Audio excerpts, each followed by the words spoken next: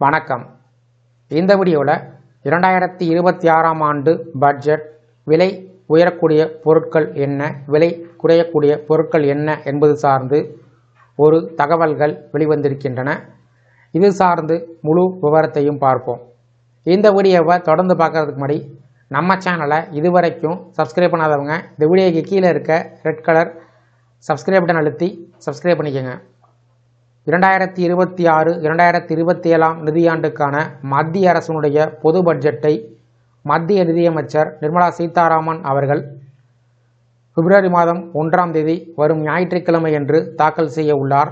இந்த நிலையில் இந்த பட்ஜெட்டில் பொதுமக்களுக்கு இருக்கக்கூடிய முக்கிய எதிர்பார்ப்புகள் என்ன, 2026ஆம் ஆண்டு பட்ஜெட்டில் எந்த விளைபொருட்கள் குறையும், எந்த பொருட்கள் விலை அதிகரிக்கும் என்பது சார்ந்து தகவல்கள் கிடைத்திருக்கின்றன. நாடாளுமன்ற கூட்டத்தொடர் ஜனவரி மாதம் 28ஆம் தேதி தொடங்குவதற்கு குடியரசுத் தலைவர் திரௌபதி முர்மு ஒப்புதல் கொடுத்தார்.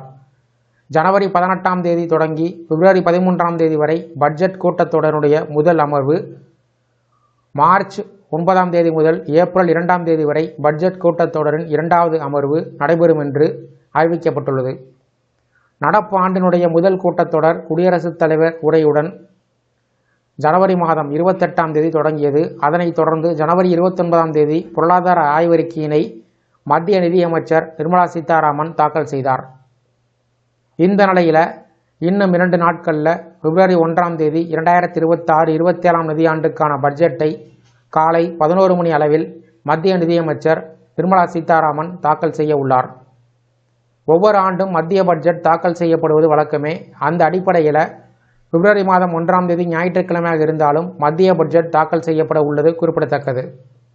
இந்த ஆண்டு எந்த துறைகளுக்கு அதிக முக்கியத்துவம் கொடுக்கப்படும், எந்த பொருட்கள் விலை குறையும், எந்த பொருட்கள் விலை அதிகரிக்கும் என்பது சார்ந்து பல எதிர்பார்ப்புகள் பொதுமக்களிடம் அதிகரித்து வருகிறது. பல நிறுவனங்கள் வெளியிட்ட சமீபத்திய அறிக்கையின் அடிப்படையில் பொதுமக்கள் செலவழிக்கும் திறனை மேம்படுத்துதல், பணவீக்கத்தை கட்டுப்படுத்துதல் மற்றும் நீண்டகால வாழ்க்கை செலவை குறைப்பது போன்ற நடவடிக்கைகள் கவனம் செலுத்தப்படுவதாக கூறப்பட்டு வருகிறது. குறைந்த வரி விகிதங்கள் நடுத்தர வர்க்க குடும்பங்களுக்கு செலவழிப்பு வருமானத்தை அதிகரிப்பதும் செலவினங்களை அதிகரிப்பதும் பொருளாதார நிபுணர்கள் தெரிவித்திருக்கிறார்கள். விவசாயிகள் PM கிசான் திட்டம், பயிர் காப்பீடு மற்றும் நீர்ப்பாசன திட்டத்தின் கீழ் அதிகரித்த நிதியை எதிர்பார்க்கிறார்கள்.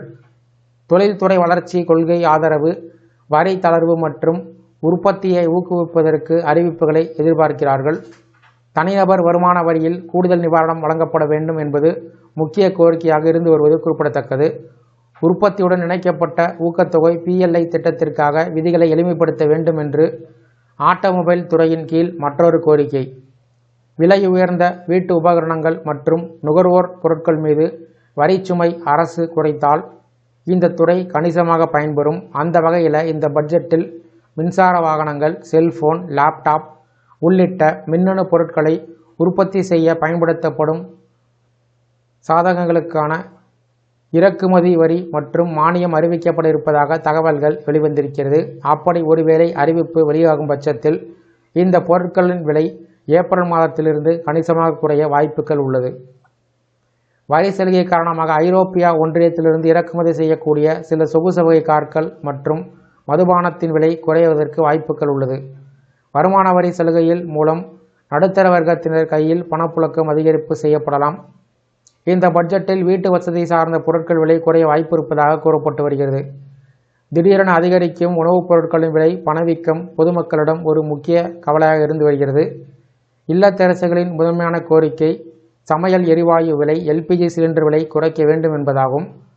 அதேபோல தக்காளி, வெங்காயம், பூண்டு, உருளைக்கிழங்கு, பருப்பு வகைகள், சமையல் எண்ணெய் ஆகியவற்றின் விலைகள் அவ்வப்போது அதிகரிப்பது நடுத்தர பொதுமக்களுக்கு மன அழுத்தத்தை அதிகரிப்பதாக நிபுணர்கள் கூறி வருகிறார்கள்.